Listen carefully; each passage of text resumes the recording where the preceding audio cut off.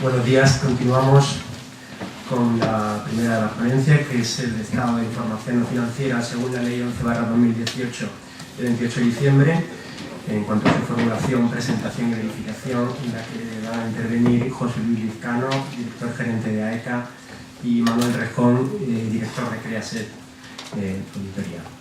Tiene la palabra José Luis Lizcano. Pues muchas gracias y muy buenos días a todos. Pues vamos a dar comienzo a exponer pues todos los aspectos que hemos preparado para esta mañana. Va a haber dos bloques, pero casi me voy a acercar allí a aquella parte.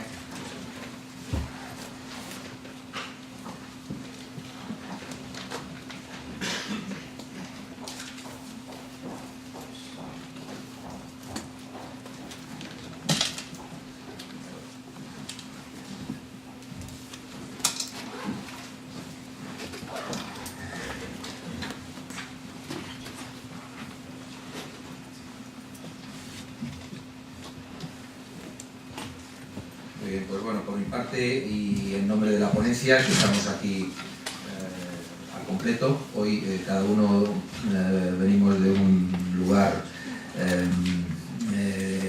desde el punto de vista geográfico pues muy distinto. María viene de Londres, Manuel viene de Granada y Fran viene de Santa Cruz de Tenerife. Entonces, bueno, pues es un día muy singular, como hemos comentado ya, pero era el día en que estas cuatro personas, estos cuatro orígenes, pues convergían, podríamos converger aquí en Madrid. Entonces, bueno, pues esta jornada da continuidad a todo el trabajo que venimos realizando durante mucho tiempo y especialmente a la jornada que justamente hace un año celebramos. En ese momento pues con un entorno legal distinto. En aquel momento pues estábamos hablando del Real Decreto, de un Real Decreto sobre estos temas de información no financiera, que es la antesala de lo que es la ley, justamente un año después. Entonces, bueno, pues el Real Decreto ya no se introducía en todo este ámbito y la ley lo que ha hecho ha sido pues modificar y ampliar algunos aspectos de aquel Real Decreto y por lo tanto esta jornada y ampliar el ámbito, como veremos. Entonces esta jornada lo que pone, bueno, pues lo que hay es actualiza todo ese tema que se presentó allí conforme al nuevo contexto. Entonces el modelo propio de la asociación ha evolucionado en relación con esto que estamos hablando y ha incorporado pues todo lo que la nueva ley pues ha modificado en relación a ese Real Decreto. Entonces, dicho eso, pues nosotros hemos estructurado la jornada en dos bloques, como aparece en el programa. Un primero que lo vamos a dedicar al estado de información no financiera, según la ley, es decir, vamos a ver de manera pormenorizada lo que en relación a este aspecto específico dice la ley. No vamos a entrar en otros, por ejemplo, la pata de diversidad o otros aspectos también que se introducen en la ley. Nos vamos a centrar en este y luego vamos a ver, pueden aplicarlo, pueden elaborarlo conforme al modelo que la asociación propone. Entonces, el contenido de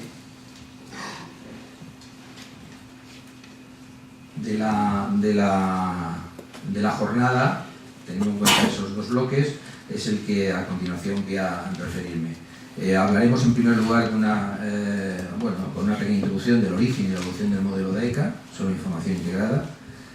Luego pasaremos a desarrollar esto que comentaba, es decir, cómo la ley se refiere y desarrolla el estado de información no financiera en cuanto a su formulación, presentación y verificación. Y primero, dentro de ese bloque, nos referimos a la normativa de referencia. A continuación, pues entraremos en lo que es el preámbulo y el marco normativo que se establece en la ley y el ámbito y la aplicación de la misma. Y luego ya entraremos concretamente a cómo la ley dice que ha de elaborarse los contenidos concretos de ese estado de información no financiera. Y luego cómo plantea aspectos relacionados con la formulación, la verificación y la auditoría de ese estado no financiero y la aprobación, depósito y publicación del mismo. Lo completaremos dando un repaso a algunos aspectos de contexto, unas consultas que se han planteado en relación con algunos aspectos de la ley al ICAC, también cómo la Unión Europea está revisando, ha abierto un espacio de consulta pública para las directrices que en 2017 emitió como desarrollo de la norma anterior, de la directiva de 2014. Está en estos momentos revisando, haciéndola más específica, luego tendremos ocasión un poco de aclarar eso, y entrando un poco a definir algunos indicadores también en la línea de lo que propone el modelo de AECA. La CNMV también ha sacado unas recomendaciones en torno a algunos aspectos de la ley y de cómo se ha de elaborar esa información no financiera, y luego también las corporaciones, como son el Instituto de Censores Jurados de Cuentas o el Consejo General de Economistas, de cara a sus profesionales, también ha emitido algunas recomendaciones en torno a este tema. Y finalmente, pues nos dedicaremos a explicar de manera pormenorizada el modelo de AECA, en su parte doctrinal, digamos, en su parte en donde se exponen todos los indicadores, tanto cualitativos como cuantitativos, para cumplir con todos los aspectos de la ley y poder emitir un estado no financiero conforme a la ley y a todos los marcos de referencia, y cómo además ese modelo se puede aplicar de una manera sencilla en lo que es la plataforma que hemos desarrollado. Es decir, es el modelo y cómo poder aplicarlo para que las empresas, muchas de ellas, y algunas os encontráis aquí muy bien representadas, pues sabéis que este tema es tan novedoso, pues que estamos aterrizando, ¿no? Pues está aterrizando en él. Entonces, bueno, pues es una manera de aterrizar de una manera más suave, ¿no? Teniendo un modelo y teniendo una herramienta que te ayuda a aplicarlo. AECA, como ahora veremos, lleva tiempo trabajando en ello y podemos bueno, pues estar en estos momentos que son los de aplicación y de urgencia en esa aplicación, pues con esta propuesta de valor. Veremos luego, pues, además de esa descripción de todos los contenidos, cómo ese estado, se citaba anteriormente por el presidente de AECA, cómo las características del estado no financiero propuesto por AECA pues permiten una verificación más sencilla. Y luego las ventajas en otros sentidos también que recoge el modelo y que luego repasaremos. Finalmente, una vez que hemos explicado el modelo de manera pormenorizada, entraremos a hacer una demostración lo más ágil posible, pero también pormenorizada, de lo que es la aplicación, la plataforma que la hemos denominado Integrated Suite, en donde habrá 3 niveles de usuario y en donde todas las empresas, porque es una herramienta que se enfoca no solamente para los elaboradores de la información, sino también para los analistas. Entonces, desde el punto de vista de ese valor añadido para un analista o un consultor, veremos también las posibilidades que en función del nivel de usuario se pueden encontrar en la plataforma. Y luego, pues también AECA lo que quiere poner en valor son unas buenas prácticas y pues emitirá para cada uno de sus usuarios un certificado de buena práctica. Finalmente veremos cómo ese estado se puede editar fácilmente, cómo se puede difundir, y eso, pues bueno, nos encargaremos en esa última parte de la jornada. Bien, entonces, empezando por el principio, nos vamos a distribuir lógicamente el turno de palabra entre los 4 miembros de la ponencia. A mí me toca pues introducir bueno, pues estos primeros apartados, y entonces bueno, pues voy a hablar de lo que comentaba antes, es decir, del origen y evolución del modelo sobre información integrada, que se cita en el preámbulo de la ley, ya se citaba también en el Real Decreto que antecede a la ley, como modelo de referencia en relación con los indicadores clave de comportamiento, ¿no? Entonces, hay que contextualizar, lo decía el presidente de AECA en su presentación, hay que contextualizar el trabajo de la asociación en este tema de la información no financiera. O sea, la asociación se crea en 1979, 40 aniversario, con un objetivo fundamental, que es avanzar en la normalización de la información contable, de la información financiera, que entonces no existían unas referencias profesionales. Entonces, en el año 79, a través de la Comisión de Principios y Normas de Contabilidad, se empieza a hacer ese trabajo que se viene desarrollando desde entonces. Ha ido evolucionando, se emitieron los documentos, ahora se enfoca el valor hacia unas opiniones profesionales más específicas sobre temas concretos, pero esa ha sido la principal aportación de AECA en cuanto a la normalización de la información financiera. Entonces, toda esa normativa se fue incorporando luego al contexto legal, es decir, a la norma, al principio fundamental de la normalización contable, que es el Plan General de Contabilidad.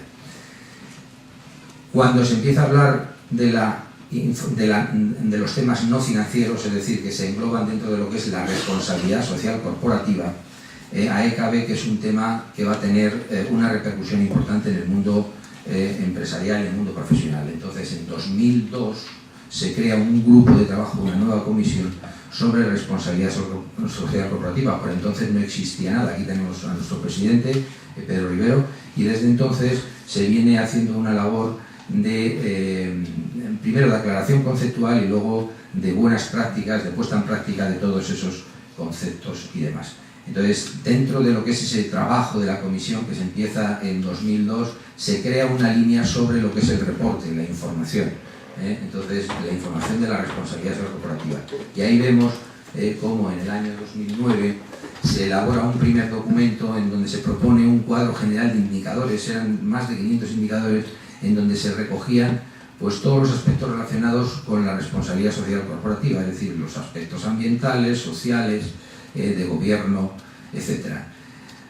De aquello se evolucionó, aquello era un modelo efectivamente muy extenso, muy holístico, entonces se pensó que había que ir un poco más a lo esencial, a lo estratégico, y se elabora en el año 2000, se propone en 2010, al año siguiente, el cuadro central de indicadores. El cuadro central de indicadores, desde el punto de vista conceptual, es un acercamiento ya a lo que se ha venido a denominar más tarde, como ahora veremos, la información integrada. Es decir, vamos a ver qué información de todo ese maremaje de información que existe, cuál es realmente la central, la relevante.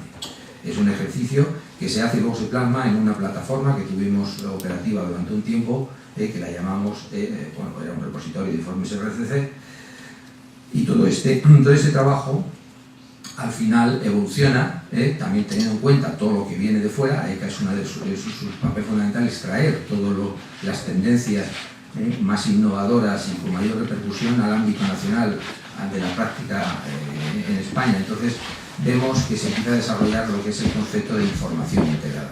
Nosotros estábamos en ese cuadro central de indicadores y de una manera natural estábamos anticipándonos un poco y no fue para nosotros nada traumático pasar a lo que es la idea de información integrada. Y entonces aquí en 2011 se ponen en marcha 3 comisiones que son las que tienen que ver con los aspectos de esa información integrada. Ya no, además de la Comisión de Principios y Normas de Contabilidad y la de Responsabilidad Social Corporativa, se incorpora la Comisión de Nuevas Tecnologías. Porque detrás de nuestro modelo siempre hay una base tecnológica y en este caso lo que proponíamos era el XBRL, ¿de acuerdo? Entonces, en 2012, AECA ya está en disposición, y así lo hace, de formular un primer modelo, un primer avance sobre lo que hoy vamos a presentar, que son unos indicadores que eran cuantitativos solo, cuantitativos sobre información no financiera. Estructurábamos esa información en aspectos sociales, en aspectos ambientales, también en aspectos económicos y de gobierno corporativo. Y siempre trabajando sobre la base de una tecnología. La primera taxonomía que hacemos de información integrada tiene una base en el XBRL. Tenemos una primera versión de XBRL que fue la primera taxonomía XBRL en el mundo, que se publica por el organismo internacional, por XBRL Internacional. Y empezamos a trabajar en lo que es la plataforma online que hoy vamos a presentar. Bien, este es el contexto que nos pone en línea con lo que hoy vamos a exponer, es decir, todo ese marco natural de normalización, primero financiera y luego no financiera, que la asociación viene ejerciendo a lo largo de su historia. Y perdonad, voy a coger un poquito de agua.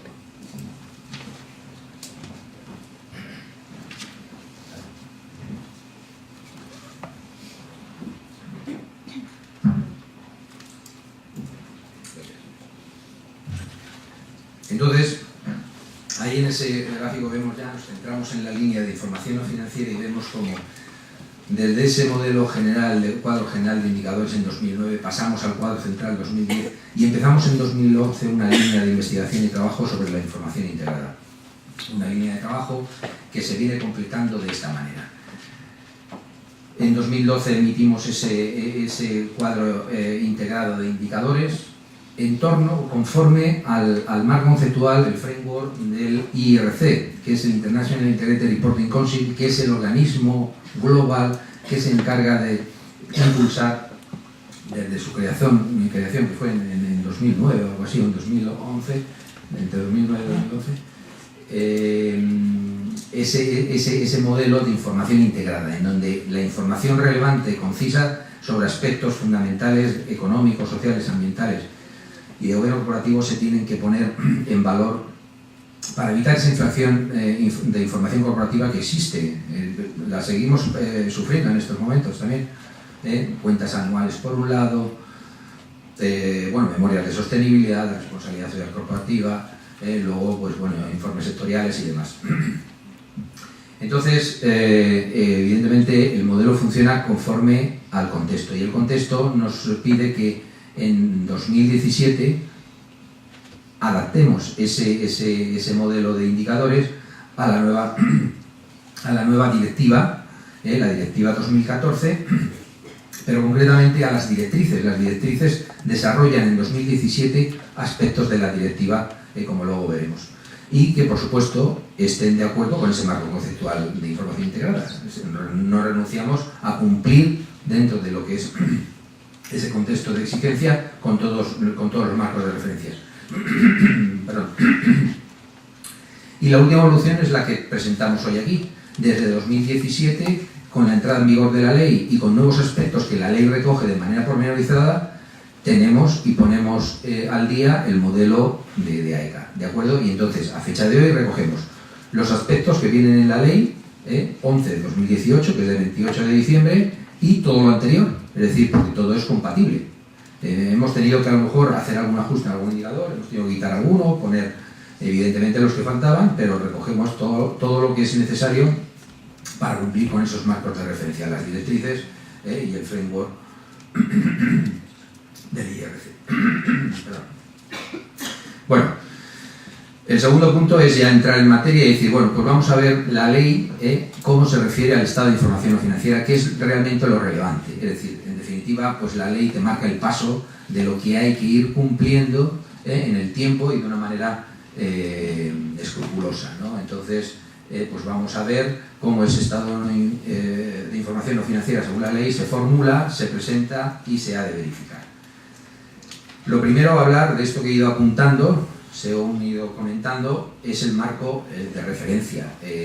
La ley que hoy tenemos vigente viene del marco de referencia de la directiva 2014-95, que modifica a su vez una directiva de 2013 sobre temas sobre las cuentas anuales y que viene en definitiva a integrar dentro de lo que es el canal de información financiera los aspectos no financieros. O sea, la directiva lo que está diciendo ya, señores, no es suficiente que las compañías elaboren una información financiera, unas cuentas anuales, con un recorrido evidentemente de décadas y muy bien acotada y muy bien auditada, sino que ahora hay que tener en cuenta que las compañías necesitan tener claro otra serie de cuestiones que condicionan su desarrollo y su futuro, es decir, la información o los aspectos no financieros. Entonces dicen, bueno, vamos a modificar esa directiva financiera con los aspectos no financieros, y entonces emiten la directiva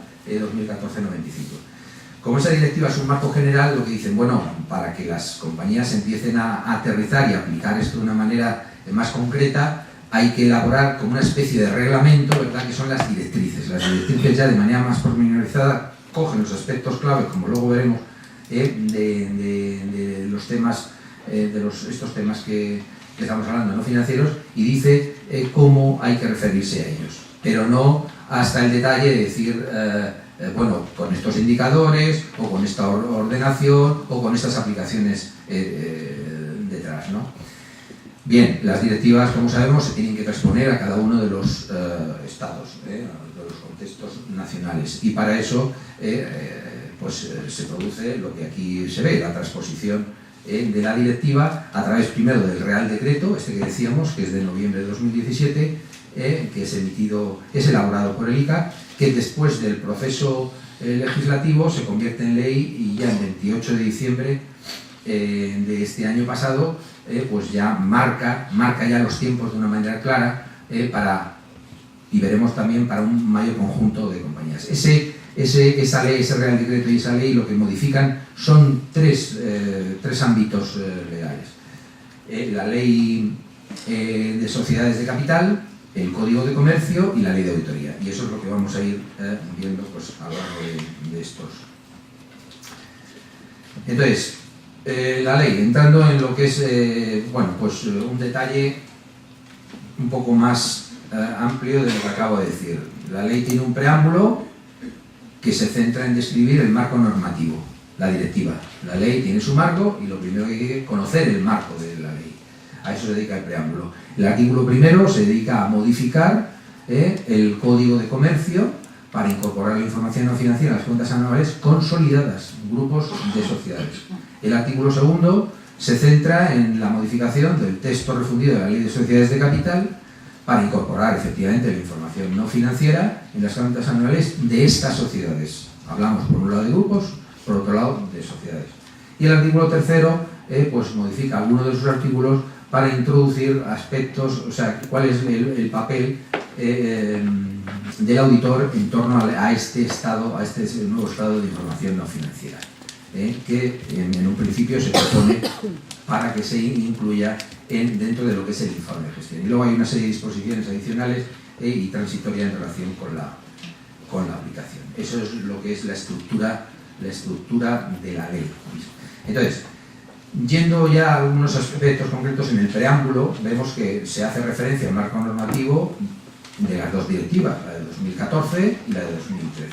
Y el ámbito de aplicación de la directiva, que aquí veremos que la ley ha dado un pasito más, es el de que se aplicará a las entidades y grupos de interés público, es decir, sociedades anónimas, sociedades de responsabilidad limitada y sociedades comunitarias por acciones que sean de interés público con más de 500 trabajadores empleados y que sean gran empresa de acuerdo a los requisitos de la Directiva 2013-34. Veremos que la ley amplía ese ámbito de aplicación a grupos y empresas, no solamente que sean de interés público, sino todo tipo de sociedad y grupo de sociedades con más de 500 trabajadores y esas características de la empresa. El marco, la directiva se refiere a que de lo que se trata es de divulgar factores sociales, medioambientales y políticas de diversidad, es decir, estamos hablando de que no solamente es la información financiera la relevante a partir de estos momentos, y que para ello se elaborará un estado no financiero, ellos llaman, en vez de un estado de información no financiera, bueno, es un tema terminológico, pero es exactamente lo mismo, dice con el objetivo de mejorar la coherencia y la comparabilidad de la información no financiera o relacionada con la responsabilidad social corporativa. Aquí hay dos mensajes interesantes, es decir, si todo esto se hace es porque queremos una información coherente y comparable. Entonces, ese es un mensaje importante de cara al modelo de AECA. Lo que estamos proponiendo es precisamente eso. Y luego habla y asocia el tema, de todo este tema de información financiera con el concepto de responsabilidad social corporativa. También es interesante. Luego, en cuanto a ese preámbulo, son unos aspectos destacados. El preámbulo dice más cosas, ¿no? Pero lo que se refiere al tema de los auditores es que deben comprobar que lo único que debe hacer el auditor es comprobar la existencia del estado no financiero en el informe de gestión o como informe separado. ¿De acuerdo? ¿Qué es lo que viene a continuación? Porque el informe, es decir, el estado no financiero, como veremos, se puede integrar dentro de lo que son, por decirlo de alguna manera, físicamente los contenidos del informe de gestión, o siendo parte del informe de gestión, publicarlo aparte, como informe separado, pero siempre como parte del informe de gestión. Hay un tema de preámbulo también, que es muy interesante. Antes hacía mención el presidente de AECA, y entonces lo que cita son los marcos de referencia en los que las empresas y las entidades elaboradoras pueden basarse para emitir su estado no financiero, ¿de acuerdo? Y entonces veremos ahí con un asterisco la diferenciación entre lo que cita la directiva y lo que cita la ley. La ley, que es el preámbulo de la ley, amplía un poco las referencias o marcos de referencia que citaba la directiva, ¿de acuerdo? Entonces, la ley lo que cita son el sistema de gestión y auditoría medioambiental es EMAS, es decir, la pata ambiental recomienda este marco de EMAS. Habla también de tener en cuenta, o que es una referencia útil para la elaboración del Estado no financiero, el Pacto Mundial y los Objetivos de Desarrollo Sostenible de las Naciones Unidas. El Acuerdo de París sobre el cambio climático, estamos hablando también de aspectos medioambientales, los principios rectores sobre empresas y derechos humanos de Naciones Unidas, líneas directrices de la OCDE, la norma ISO 26000, la norma SA 8000 sobre responsabilidad social internacional, principios de la OIT y el Global Reporting Initiative. Y la ley incluye como marcos de referencia nacionales dos. La guía para la elaboración del informe de gestión de las entidades cotizadas de la CNMV y el modelo de AECA sobre información integrada recogido en el cuadro integrado de indicadores TI y FSG y su taxonomía XBRL referenciado a su vez en la citada guía de la CNMV. ¿De acuerdo? Entonces estos son marcos de referencia, como luego veremos, que están todos contemplados en el modelo de AECA, que se pueden utilizar y han de tenerse en cuenta para elaborar el estado financiero.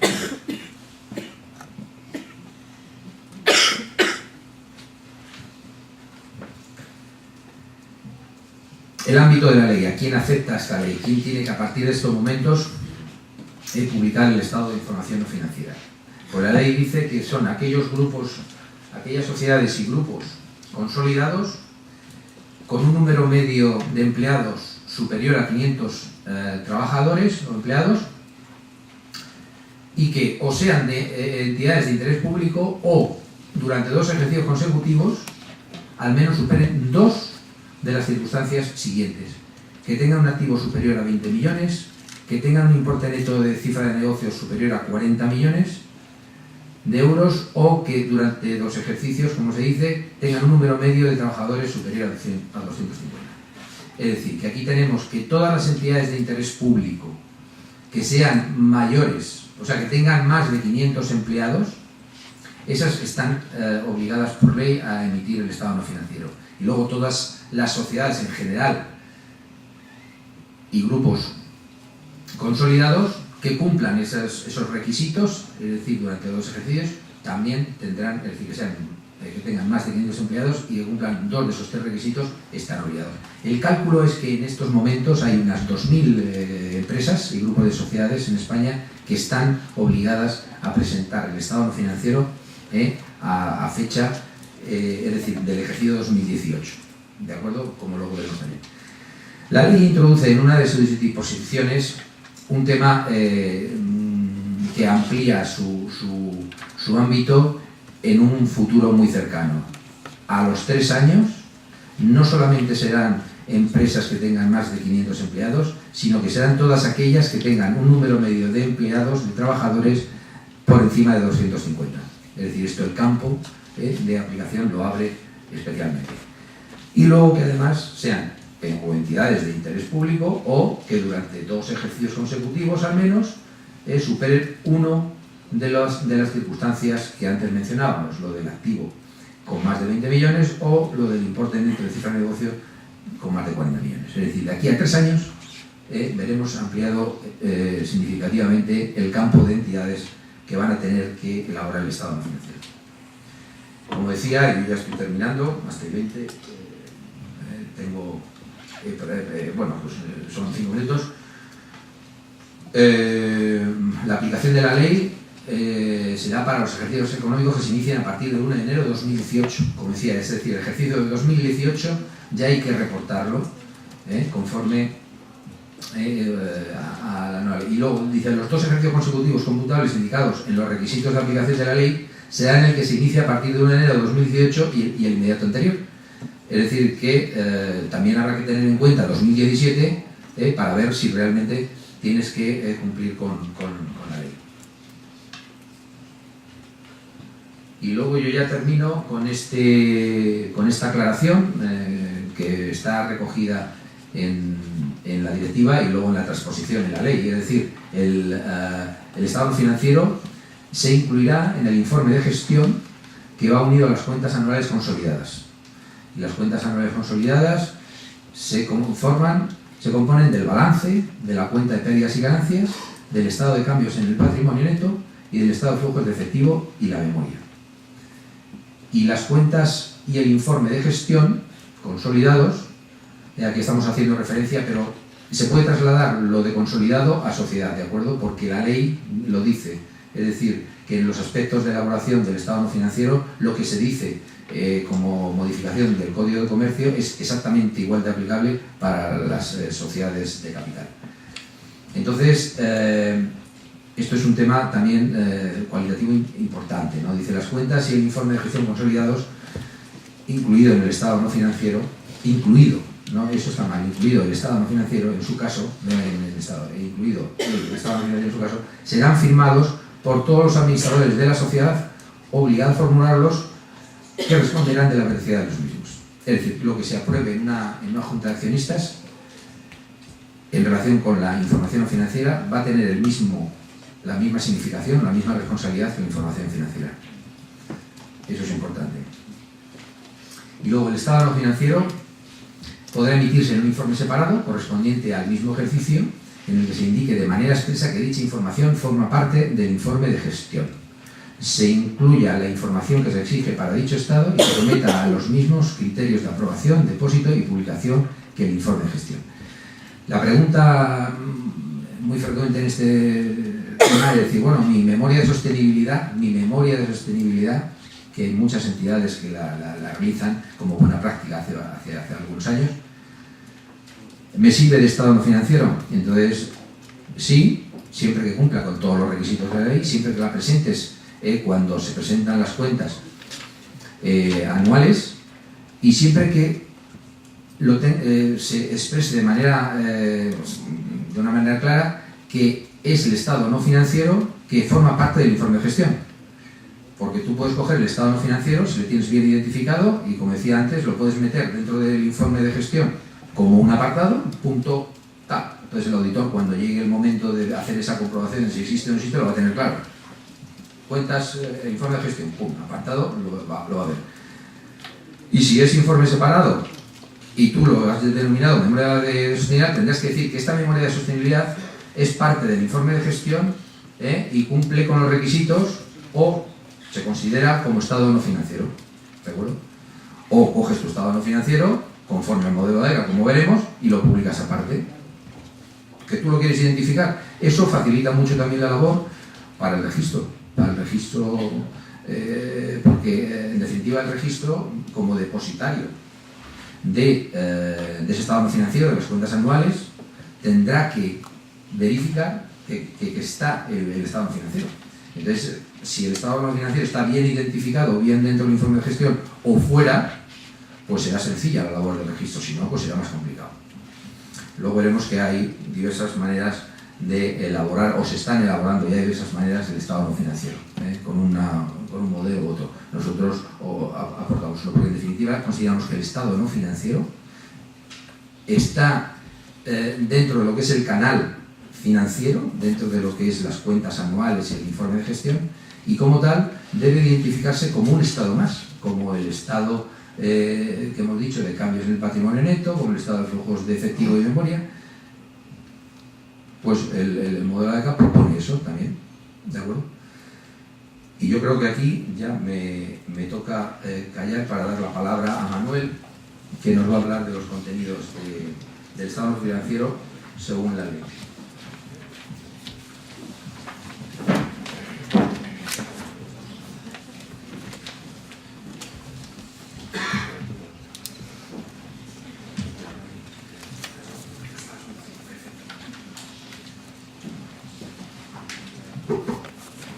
Buenos días a todos, muchas gracias por asistir, gracias a ECA, gracias a este maravilloso grupo que tiene la posibilidad de compartir tiempo y experiencia, no sabéis lo que se aprende. Bueno, y hoy me toca hablar un poco acerca de las cuestiones propias del contenido del modelo y algunas otras cuestiones de contexto desde el punto de vista no voy a decir contable, pero sí informativo, o sea, por ejemplo, cosas que hagan con temas relacionados con consultas, lo que, por ejemplo, cómo se ha posicionado el Instituto Ascensor a Jurado de Cuentas o incluso el Consejo General de Economistas. También un poco cuál es la visión de CNMV. Entonces, bueno, vamos a hablar un poco de... ¿Se escucha bien? Sí, ¿no? Perfectamente, ¿no? Muy bien. Entonces, vamos a ver, ya. El estado financiero no dice nada ajeno a lo que dice la directiva, está perfectamente alineado. Ya veis cómo ahora hay alguna pequeña modificación, alguna relación, por ejemplo, con lo que decía el Real Decreto Ley. El Real Decreto Ley decía mucho menos cosas, te digo, el del año pasado, que en la tramitación parlamentaria que se ha producido definitivamente, la Ley 11/2018, pues tenemos mucha más información, claro. Espero que no os asustéis demasiado, pero en fin. Dice, una breve descripción del modelo de negocio. Esto es lo que dice así a priori, ¿vale? Bien, perfecto. Pues a una descripción, haces el cuadrito, dices a qué te dedicas, más o menos, pues bien. Después tienes que abordar cuestiones relacionadas con políticas sobre cuestiones de medio ambiente que aplica la empresa. Una empresa comercial pues será mejor, pues a lo mejor es menos usual, ¿no? Es una empresa que se dedique a cuestiones industriales, pues tendrá que tener un mayor desarrollo en ese sentido, ¿no? Cuestiones relacionadas con respeto a los derechos humanos, ¿vale? Lucha también contra la corrupción y el soborno, incluso medidas, denuncias que se establezcan. Ahora entraremos un poco más al detalle, ¿vale? Y también medidas relacionadas con el personal de la empresa, es decir, qué medidas de igualdad de trato, oportunidad de hombres y mujeres, la no discriminación y la inclusión de las personas con discapacidad y accesibilidad universal, ¿vale? Bueno, pues una vez que ustedes han descrito las políticas del Estado no financiero, hay que decir cuál es el resultado de las políticas. No es decir, oye, yo hago esto. No, hay que decir eso y hay que decir, y bueno, y derivado de cómo yo hago esto, este es el resultado, lógicamente, ¿vale? Y bueno, pues hay que posicionarse y pronunciarse en relación con esa cuestión. Y después, a mayor abundamiento, pues no es solo decir y mojarse en cuanto a los resultados, sino también indicar cuáles son los principales riesgos relacionados con las políticas. Por ejemplo, imaginaos que estáis abordando un mercado en un tercer país y a lo mejor alguien, no lo sé si a alguien se le ocurrirá poner que pueda haber algún tipo de riesgo asociado con algún tipo de soborno o algo así, ¿vale? Simplemente sepáis un poco pues, ese tipo de cuestiones, ¿no? Relacionado precisamente, por poner un ejemplo muy simple, ¿de acuerdo? Bien, finalmente, y esto es principalmente una de las bases del modelo que ahora después os presentaremos, yo creo que os va a gustar bastante. Hay que hacer una mención a una serie de indicadores clave de resultados no financieros, ¿vale? Para facilitar la comparabilidad de la información. Es decir, claro, tú no solo puedes poner cuadros de información cualitativa, también tienes que de alguna forma establecer una serie de indicadores. Esos indicadores pues, tenéis que entender que tienen que ser comparables y consistentes en el tiempo. Y además, no solo eso, sino que además dice que cumplan con las directrices de la Comisión Europea y los estándares GRI. Eso, curiosamente, ese pequeño matiz es importante porque el Real Decreto Ley no lo decía del año 2017, pero sí lo dice en la ley definitivamente. Entonces, cuando dice la línea esa de directrices de la Comisión Europea, se está refiriendo a pues, todo lo que nos ha dicho antes José Luis, ¿no? El Pacto Global Compact, el Pacto de las Naciones Unidas, ISO 26000, todos esos listados que teníamos, EMAS, ¿de acuerdo? O sea, esas cuestiones son súper importantes. Bien, pues dicho esto, la ley, en relación con el Real Decreto Ley, da un paso más y exige una serie de información significativa. Es decir, dice, bueno, usted va a poner esto, está claro, pero además vais a poner estas más cosas, ¿vale?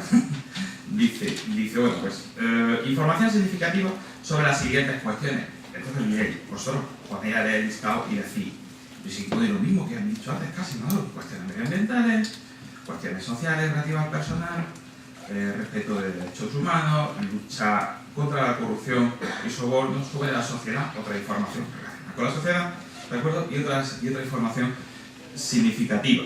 Bien, bueno, pues, claro, aquí la cuestión está en que no es solo decir eso, sino que en la propia ley 11/2018, vamos, modificando el Código de Comercio y ya concatenadamente la ley de sociedades de capital, pues te dice una serie de información que tú tienes que detallar más. Y aquí es donde hay que ya pues entrar, esto ya no es rellenar un documento de 5 folios y no, estamos hablando de ya un trabajo serio.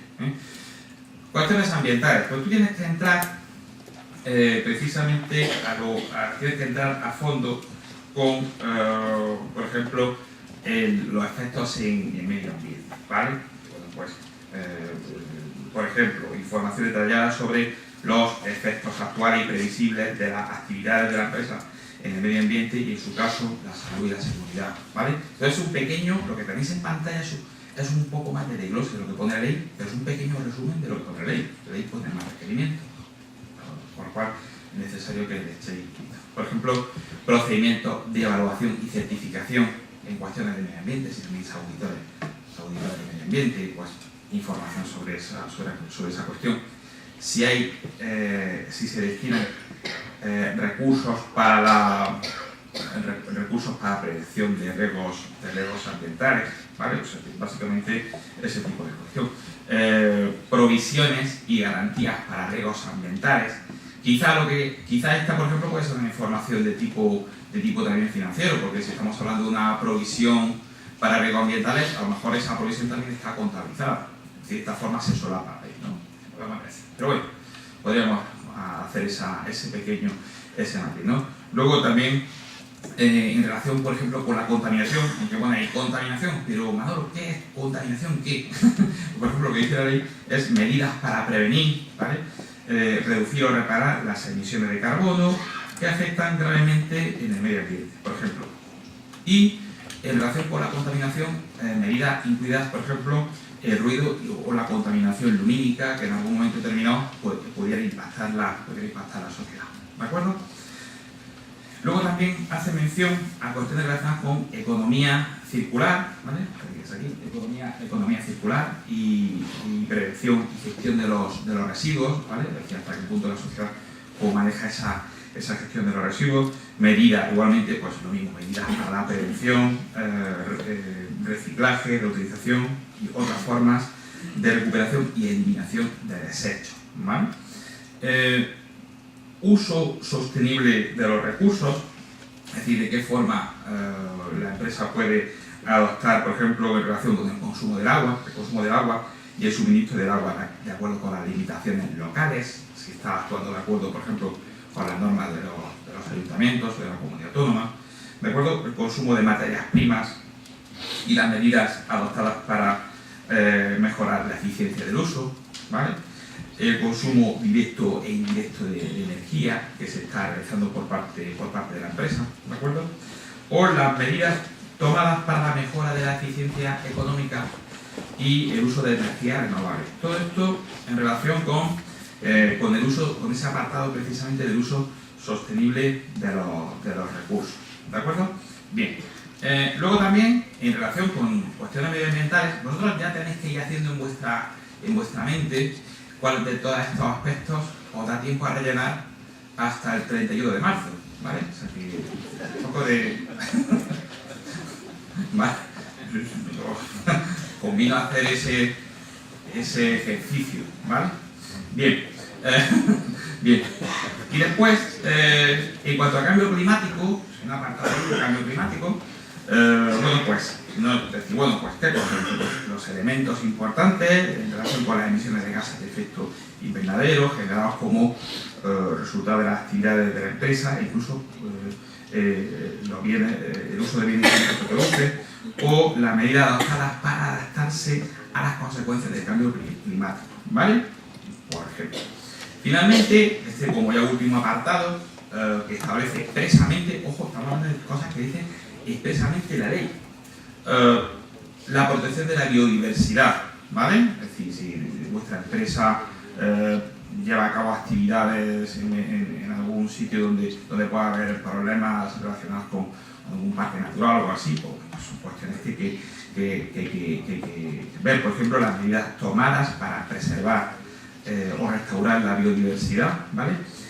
O los impactos causados por las actividades u operaciones en áreas protegidas. Si os habéis excedido y habéis metido precisamente en ese parque natural o ese parque nacional, pues vamos a ver si eso no tiene alguna consecuencia posterior para nosotros, por ejemplo, algún tipo de provisión, ¿vale?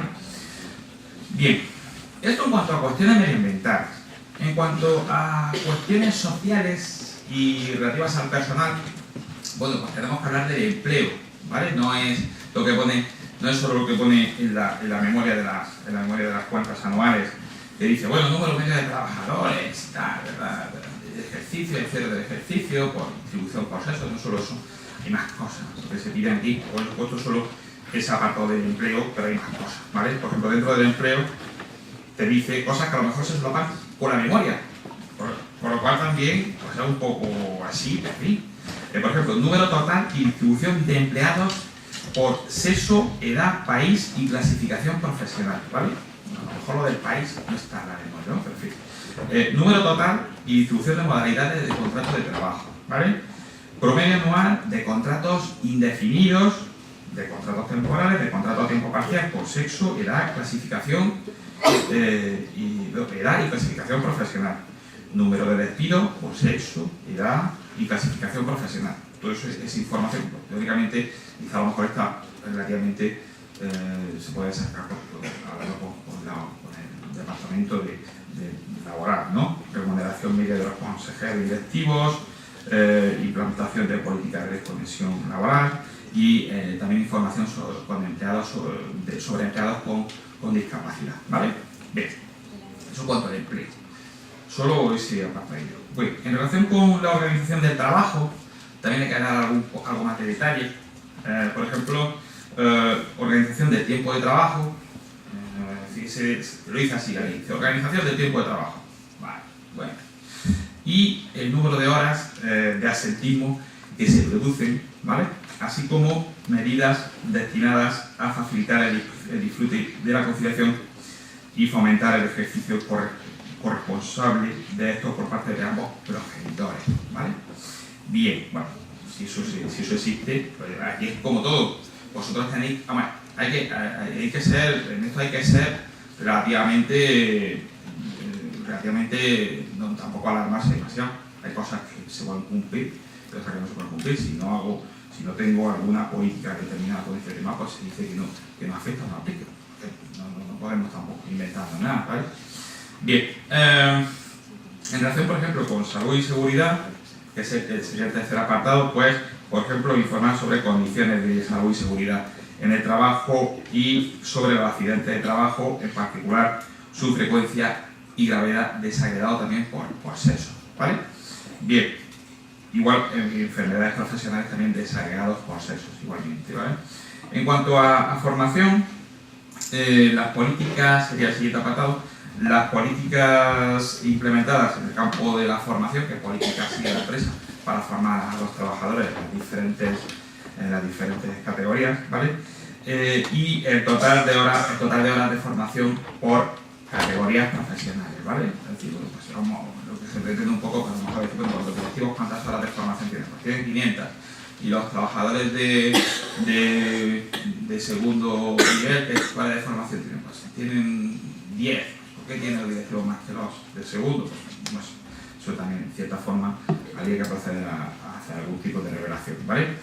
Bien, después también, este apartado no tiene desglose, el de accesibilidad universal para personas con discapacidad. No te dice nada que des ningún dato concreto, sino que a lo mejor lo que se requiere algún tipo de revelación de tipo cualitativo, básicamente, ¿vale?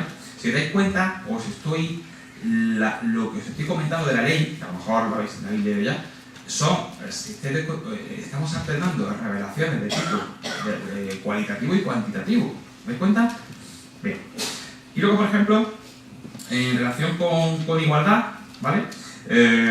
Pues, por ejemplo, medidas adoptadas para promover la igualdad de trato entre hombres y mujeres, planes de igualdad en relación con la Ley Orgánica 3/2017, protocolos contra el acoso sexual por razón de sexo, ¿vale? Medidas adoptadas para promover el empleo de integración y accesibilidad universal de las personas con discapacidad, ¿vale? Y luego política contra todo tipo de discriminación y, en su caso, gestión de la diversidad, ¿vale? Bien, eso en cuanto a cuestiones de igualdad. Bien, pues luego tenemos otro apartado que es el de, bueno, pues derecho. Yo entiendo que para la mayor parte de vuestras empresas que auditéis, que vayáis a verificar, que asesoréis o que seáis los propios interesados dentro de la firma, pues quizá el apartado A y el apartado B pues son los más importantes, ¿no? Luego vienen otros apartados porque especialmente pues tienen también contenido de que cumplir y manifestarse en relación con esa cuestión, pero que a lo mejor pues pueden tener menos contenido. Por ejemplo, en relación con el respeto a los derechos humanos, pues hay varias cuestiones, aplicación de procedimientos de diligencia debida en materia de derechos humanos, prevención de riesgos de vulneración de derechos humanos y, en su caso, en relación con esa cuestión concreta, medidas para mitigar, gestionar y reparar posibles abusos cometidos, ¿vale? Denuncias por casos de vulneración en materia de derechos humanos, si hubiera algún tipo de denuncia, no sé, a lo mejor vosotros estáis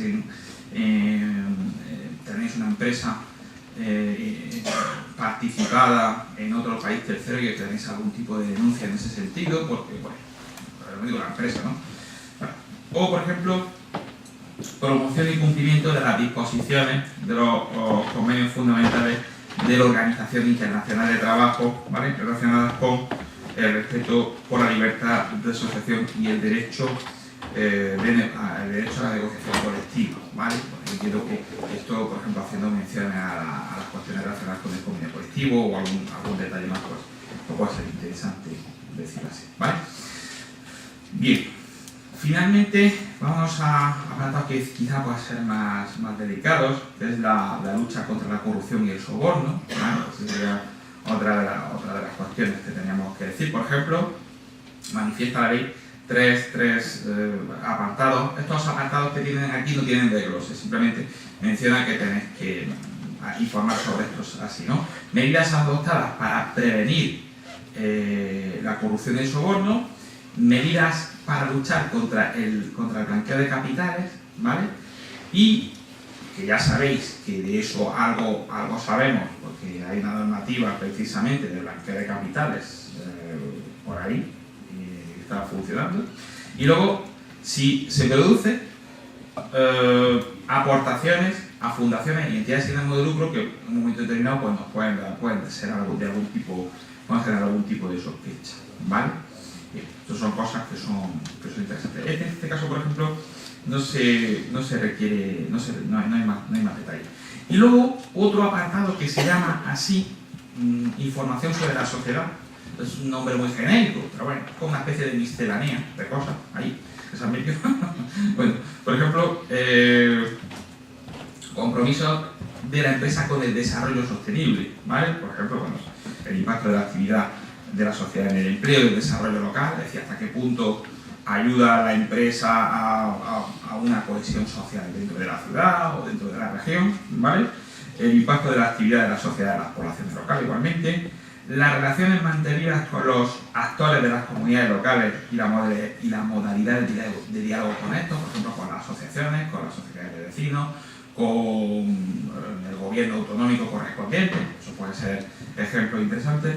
O, por ejemplo, si hay algún tipo de acciones de asociación con otro tipo de entidades con las que ejercemos la actividad, o de patrocinio, de forma que se patrocinen, por ejemplo, a actividades o, por ejemplo, a actividades deportivas o algún tipo de cuestiones de formación, por poner ejemplo, ¿vale? En cuanto a subcontratación y proveedores, habla también de la inclusión la inclusión en la política de compras de cuestiones sociales de igualdad de género y ambientales. Es importante porque a lo mejor nosotros estamos comprando a proveedores que éticamente son dudosos. Entonces, a lo mejor a la empresa, a nivel local, se le puede echar en cara algo. Cuidado, ¿vale? Por ejemplo, consideración en las relaciones con proveedores y subcontratistas de su responsabilidad social y ambiental, ¿vale? Por ejemplo, ¿vale? Bueno, en relación con los consumidores, bueno, también hay que dar algún tipo de información. Por ejemplo, si la empresa tiene algún tipo de medidas, por ejemplo, una empresa que fabrica, no sé, fabrica productos lácteos, pues es interesante que diga, por ejemplo, qué medidas, como dice aquí, medidas para la salud y seguridad de los consumidores, ¿vale? O si hay establecido en la empresa, que normal sí, algún sistema de reclamaciones en relación con las quejas recibidas y cómo se han resuelto, ¿no? Es decir, que de eso va a haber. O sea, esto siempre, en todas las empresas, sobre todo cuanto más grande, más va a haber quejas y va a haber reclamaciones. Y de eso tenemos también que dar información, ¿vale? Finalmente, en relación con la información fiscal, bueno, pues aquí lo que viene a decir es que distingamos los beneficios obtenidos país por país, que eso ya en cierta forma lo hacemos, porque la memoria ya viene, ¿verdad? Nosotros hacemos lo que es la información segmentada. Bueno, después también impuestos sobre beneficios pagados, ¿vale? Que también, en cierta forma, aunque fijaros como dice, hay una cosa interesante, porque habla de impuestos sobre beneficios pagados, que no es lo mismo que impuestos sobre beneficios devengados. No digo, pues, que de ejercicio, sabéis que el impuesto sobre beneficios se paga en julio, pero es el correspondiente al año pasado, ¿verdad? Pues eso, pero bien, dice exactamente impuestos sobre beneficios pagados, ¿vale? Y finalmente el detalle de las subvenciones públicas recibidas, que también se solapa con la memoria, ¿vale? Bueno, pues esto es el requerimiento. Bien, vamos a hablar de cosas más, vamos a poner un poco los pies en eso ahora en relación con la formulación. Dice los administradores de la sociedad están obligados a formular en el plazo máximo de 3 meses contados a partir de cierre del ejercicio, es decir, lo que os he dicho antes, 31 de marzo, ¿vale? Las cuentas anuales, informe de gestión que incluye el estado no financiero, ¿vale? Bueno, pues ya está, pues sabéis que el 31 de marzo eso tiene que tener el Consejo de Administración en la mano, ¿vale? Bien, la información del estado financiero tiene que ser verificada por un prestador independiente de servicio de verificación. ¿Y eso qué es? La gran pregunta, ¿eso qué es? Bueno, ahora lo contaremos, ¿vale? ¿Podemos ser nosotros? ¿Sí o no? ¿Qué pensáis? Bueno. Y luego dice el auditor, ahora profundizaremos un poco más sobre estas cuestiones, ¿vale? Dice que el auditor únicamente tiene que comprobar que el estado financiero se encuentre incluido en el informe de gestión. Bueno, este año es menos problemático, bajo mi punto de vista, puesto que se requiere que el verificador compruebe previamente que hay un informe elaborado perfectamente, ¿ves? Es decir, hay un verificador que comprueba el informe, ¿vale? Pero el año pasado, que fue un año de transición, el año 2017, que hubo un... Perdón, me voy a quitarme esto, porque es que está todo el rato quitando. Bueno. el año pasado, que hubo un informe en el cual pues, los auditores se manifestaban que solo estaba. Y a mí, en cierta forma, eso me generaba, digo solo para el año 2016, me generaba como auditor cierta intranquilidad. Porque claro, el verbo ser semánticamente tiene muchas acepciones. Dice, el informe no financiero está. Claro, la cuestión es cómo está. ¿Está qué? ¿Un folio? ¿Folio? ¿Y abajo qué pone? ¿Entiendes? Y pone informe no financiero y abajo qué pone. Pues este año es un problema que, de cierta forma, a mí me parece que se soluciona. Decir eso precisamente, y el prestador independiente del servicio de verificación es algo nuevo para este año. En el Real Decreto Ley no estaba, ¿vale? Bien, vamos a ver. Dice cosas, vamos a ver, yo pongo ahí, como auditor, pongo algunos matices que me parecen interesantes, ¿vale? Dice, no se trata, importante deciros que no se trata, no se trata de una sección técnica de contabilidad y auditoría, no. Se trata de una cosa, se trata de ponerlo en contexto y que veamos cuál es la cuestión del contexto de cómo realizar, cómo elaborar el modelo, ¿vale? Bien, mira, la información tiene que ser verificada por un prestador independiente de servicio de verificación. Bueno, pues la ley, en este caso el Código de Comercio, solo pone esa línea. ¿Qué pasa? Pues que eso va a requerir un desarrollo posterior desde el punto de vista reglamentario cuando haya gobierno, claro. ¿Entendéis? Sí, pero solo pone eso. Con lo cual, el año pasado estaba, claro, requiere una regulación posterior. Por ejemplo, no se establece un periodo de contrato. A lo mejor tú vas a firmar un contrato, ¿de cuánto lo hacemos? Pues lo hacemos de 1 año, lo vamos a hacer de 10, ¿vale? Va a hacer de 5, no hay problema. Bueno, por ahora, ¿vale? Por ahora, dice el ICAC en la consulta, que después veremos que el auditor puede coincidir con el verificador. Y la coletilla de después la pongo yo con las salvaguardias correspondientes. Porque ya sabéis que si resulta, no sé, el auditor, no sé, os pongo ejemplos, ¿vale? Resulta que ese cliente es un cliente de auditoría y también le hago la verificación del informe no financiero. Pues tenemos que ver si en un futuro eso no puede darnos problemas de incompatibilidad, por ejemplo, con honorarios, ¿vale? O, por ejemplo, si elaborar la información no financiera puede suponer algún tipo de amenaza a la independencia, ¿vale? O sea, ya hay que entrar un poco también en el tema de la ley. Es decir, pero esa coletilla la pongo yo, ¿vale? No lo dice en la consulta. Bien, bueno, la verificación de información no financiera, en algún caso, yo creo que en muchas de vuestras empresas a lo mejor no, pero en algunos casos puede ser más compleja, por ejemplo en el área medioambiental. Lo que la ley tampoco te impide es que ese informe sea firmado, por ejemplo, por 2 personas o 3. Uno que sea un experto financiero y otro que sea, por ejemplo, un experto en medio ambiente. ¿Vale? Informe de verificación.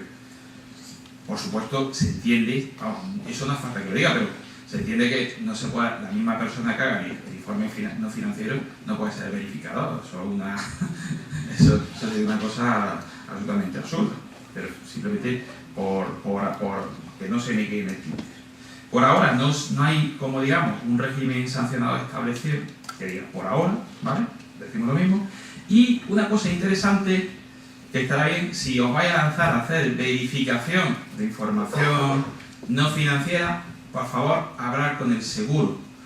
Claro, está muy bien, esto es precioso. Un mercado ahí abierto, ¿no? Pero tenemos que irnos de la espalda, ¿vale? Entonces hay que hablar con las compañías de seguro. Bien. Más cosas. Esto en cuanto al prestador de servicios de verificación. Y luego, ¿qué tiene que hacer el auditor? Ahora, los auditores. Dice, el auditor únicamente debe comprobar que el estado no financiero se encuentre incluido en el informe de gestión o en su caso se haya incorporado la referencia correspondiente al informe separado en la forma prevista en los artículos mencionados en el párrafo anterior. Vale.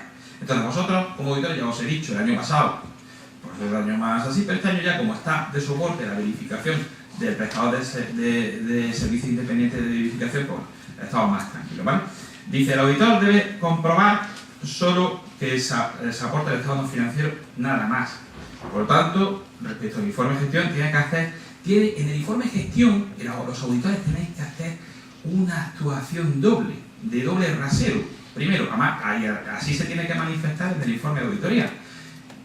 En relación con el informe propio, el contenido propio del informe de gestión, lo que no es estado no financiero, hay que comprobar 2 cosas. Ya lo sabéis, los auditores, la concordancia contable de toda la vida y que el informe de gestión contiene la normativa mínima exigida por la ley. ¿Vale? Perfecto. Y para el estado no financiero, solo que está. ¿Vale? Simplemente está, sí, perfecto. Ya está. Esto puede dar problemas, porque como hemos visto que puede ir en informe separado o puede ir de cierta forma diseminado por el informe de gestión, pues puede ser que sea más problemático. Bien, después, bueno, y alguna cosilla más, dice, por tanto, pues es lo que decía ahí, tiene que haber comprobar la concordancia del contenido y poco más, ¿vale? Bien, Vamos a seguir. A ver, dice aprobación y depósito, ¿vale?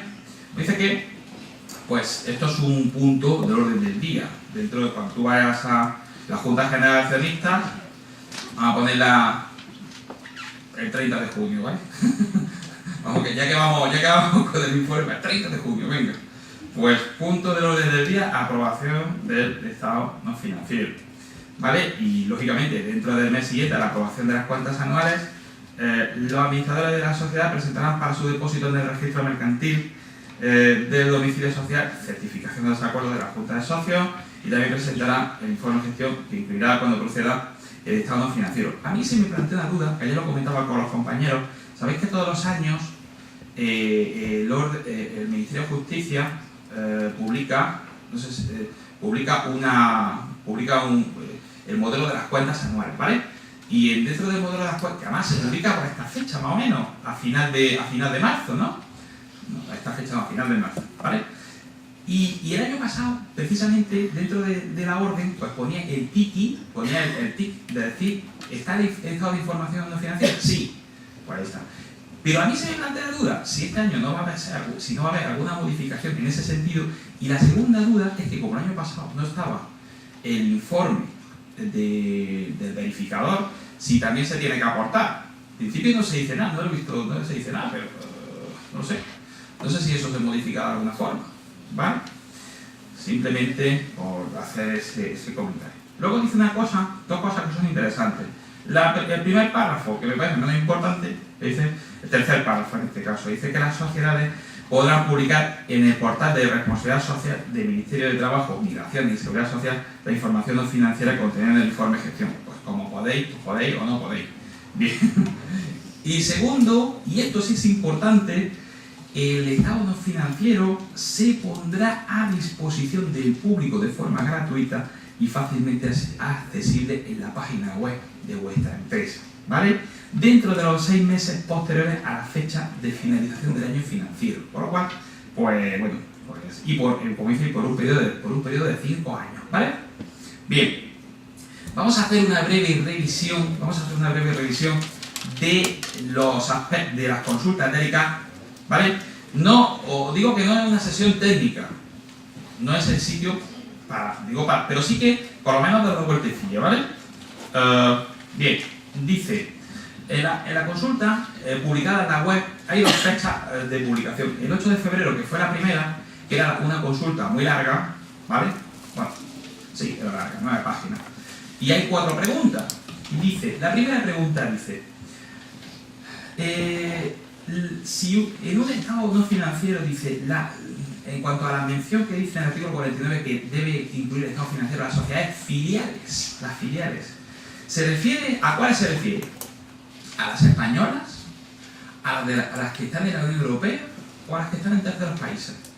¿Vale? Pues la consulta de ICAT dice que a todas, ¿vale? Si tenéis una filial en Togo, pues también, ¿vale? Bien, la siguiente consulta, mirad, bueno, esto os lo explico. Vamos a ver. Mirad, la sociedad del medio, la sociedad B. Veis que la sociedad B es como una sociedad que está a medio camino entre la matriz, que puede estar, y yo he puesto 3 banderas. Puede estar la matriz en España, puede estar la matriz de la Unión Europea, o puede estar la matriz en Estados Unidos. Son 3 situaciones. Y nosotros somos, podemos decir, la dependiente, pero que también participamos en otras empresas españolas. ¿Queda esta sociedad, en relación con lo que dice el artículo 265 de la Ley de Sociedades de Capital, queda dispensada de elaborar el estado financiero? Bueno, pues depende, ¿vale? Vamos a ver. En el caso de la sociedad española, voy a analizar los 3 casos. En el caso de la sociedad española, si la sociedad dominante está domiciliada en España, esa dispensa sí opera si se cumplen 2 requisitos. La información no financiera está incluida en el informe de gestión consolidado de otra empresa, es decir, la empresa superior, o en un estado separado, y el informe de gestión o estado separado, en ese informe de gestión se incluye una referencia a la sociedad dominante y al registro mercantil en el que debe estar depositado el citado documento, ¿vale? Con lo cual en este caso operaría la dispensa para la española. En el caso de que la matriz fuera española, ¿vale? Bien. ¿Y si la matriz es de la Unión Europea? Pues es un poquillo más complicado. Dice, en principio, la sociedad dominante, si está domiciliada, operaría si el estado no financiero consolidado de la dominante, vamos a suponer una dominante, no sé, en Luxemburgo, por ejemplo, ¿vale? Solo debería cumplir los requisitos de la información exigida en ese estado miembro, es decir, en este caso en Luxemburgo. Pero ojo, cuidado, porque si los requisitos que se cumplen en la matriz no coinciden con los requisitos que hay en España, entonces la sociedad española, esa que está en medio, que hemos visto antes, debería elaborar un estado de información individual o consolidado según la situación, con la información complementaria exigida en el artículo 49 del Código de Comercio, ¿vale? Y que la matriz de la Unión Europea no ha propiciado de forma voluntaria. Bueno, y en el caso ya más complicado de que la tercera empresa, de que la matriz estuviera en el extranjero, bueno, terceros países, Estados Unidos, China, que también la hay, o Brasil, por ejemplo. Bueno, en este caso, sí aplica la dispensa si la matriz informa de esa información no financiera en su información, que eso va a ser complicado porque estamos hablando de ámbitos normativos totalmente diferentes, ¿vale? Y si no es así, pues tendrá que hacerlo la empresa española, ¿vale? O sea, simplemente esta cuestión. Bueno, voy a ir un poquito más rápido. La tercera pregunta es muy parecida a la anterior, por lo cual tampoco hay demasiada... no le voy a prestar mucha atención. Y la cuarta sí me parece interesante, porque dice, sabéis que el tema del verificador de la información no financiera, ¿dónde se pone? En el Código de Comercio. Sin embargo, a efectos de empresas individuales, sociedades individuales, que sería la ley de sociedad de capital, ¿aplica o no? ¿Tienen el estado de información no financiera individual tiene que pasar en verificación? Pues claro, pues ahí hay una cuestión, no estaba claro. Pues, ¿qué ocurre? Que en este caso, lo que pongo muy claro, pone sí, se tiene que verificar. Y lo que dice la consulta de ICAC es que el legislador ha pretendido establecer el mismo régimen para estado no financiero consolidado y estado no financiero individual. Sin embargo, lo que digo, la ley de sociedades de capital no lo pone. Pero la consulta te dice que sí, ¿vale? Y ahí viene la base legal, que es el artículo 3.1 del Código Civil, el artículo 49.6 del Código de Comercio y el artículo 262.5 de la ley de sociedad de capital. Finalmente, la más fácil, que fue la consulta que se publicó el 13 de febrero, ¿el verificador del estado no financiero puede ser auditor de cuentas de la sociedad? Sí, dice el ICAC que hasta que no se apruebe una regulación posterior, que vamos a ver cuándo llega, se puede realizar por auditor de cuentas, nada lo impide, ¿vale? U otras personas con características y conocimiento adecuado para ejercer tal función, ¿vale? Bien. A ver, algunas cosas de contexto. La Comisión Europea, mira, sabéis que, no voy a dar mucho, pero bueno, sabéis que la información no financiera se basa en unas directrices de la Comisión no vinculantes que se publicaron en el año 2017. Bueno, pues ahora se están sometiendo a consulta esa modificación de las directrices, ¿vale? Es decir, esto no para. Y entonces es un documento que está, por si tenéis posibilidad, está sujeto a comentarios hasta el 20 de marzo, ¿vale? Entonces, el motivo de la consulta, pues el documento propone formas de evaluar el cambio climático, de cómo el cambio climático puede afectar el desempeño de las empresas, ¿vale? En fin. Y luego que se basa en un informe publicado por el Technical Expert Group en relación con finanzas sostenibles y en la respuesta de las partes interesadas que se ignoran. Por lo cual, esto, pues, igual que pasa con la información no financiera, pues puede tener movimiento.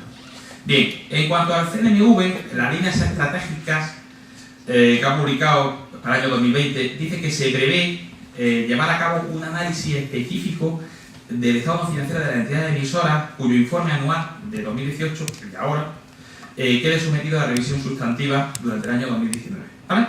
Y además también dice que la CNMV va a impulsar dentro de sus competencias el desarrollo de las mejores prácticas en materia de responsabilidad social empresarial y gobierno corporativo, por lo cual pues CNMV en su plan de actividades pues declara ya, se declara más abiertamente a prestar tal y como declara la atención a la información financiera, ¿vale? Después, en relación con la guía, me parece interesante también comentar también pues, lo que hace, por ejemplo, lo que está haciendo el Instituto de Censores, que ha elaborado una guía de actuación sobre verificación de estados financieros y establece pues las pautas comunes para la prestación de servicios por los miembros del Instituto de Censores Jurados y basada en una norma que se publicó y que ha sido sometida a la revisión no hace mucho tiempo, la NIEA 3000, sobre encargos de aseguramiento distintos de la auditoría o de la revisión de la información financiera histórica, ¿vale? Como estándar. Finalmente, me gustaría hacer mención al posicionamiento del Consejo General de Economistas en un documento que emitió hace poco, que decía que, poco manifestando en las conclusiones, que la figura del prestador independiente de servicios de verificación se corresponde pues, con un auditor de cuentas, inscrito en el ROAC, un economista, o titulado mercantil, o un experto independiente que puede ser perfectamente un experto contable acreditado, con los conocimientos y experiencia en contabilidad y finanzas que se requieran reglamentariamente. Un poco poniendo en valor esas profesiones a la hora de efectuar la verificación. Bueno, y yo por mi parte pues he terminado.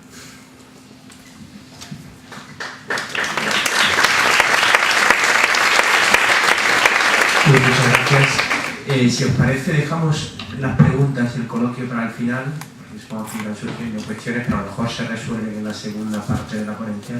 Lo dejaremos tiempo amplio, 20 minutos para preguntas al final. Y ahora pasamos a tomar un café.